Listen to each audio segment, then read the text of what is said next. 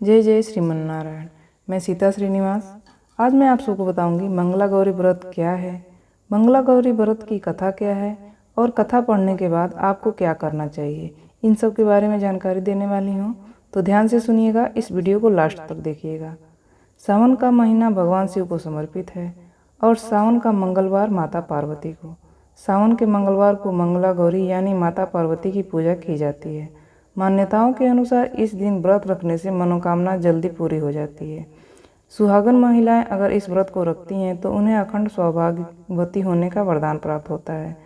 सावन में मंगलवार को सुहागिन महिलाएं पूरे दिन व्रत रखकर शाम को मंगला गौरी की विधि विधान से पूजा अर्चना करती हैं और व्रत कथा पढ़ती हैं।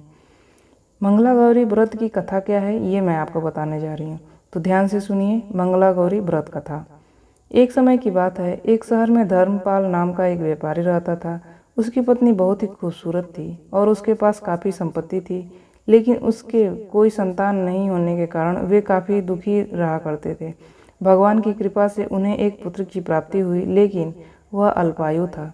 उनके पुत्र को श्राप मिला था कि वह 16 वर्ष की आयु में सांप काटने से उसकी मौत हो जाएगी। संयोग से उसकी शादी 16 वर्ष से पहले ही एक युवती से हुई जिसकी माता मंगला गौरी व्रत किया करती थी। परिणाम स्वरूप उसने अपनी पुत्री के लिए एक ऐसे सुखी जीवन का आशीर्वाद प्राप्त किया था जिसके कारण वह कभी भी विधवा नहीं हो सकती थी। इस कारण धर्मपाल के पुत्र की आयु 100 वर्ष की हुई। सभी नवविवाहित महिलाएं इस पूजा को करती हैं और मंगला गौरी व्रत का पालन करती हैं और अपने लिए लंबे सुखी और अस्थायी वैवाहिक जीवन की कामना करती हैं।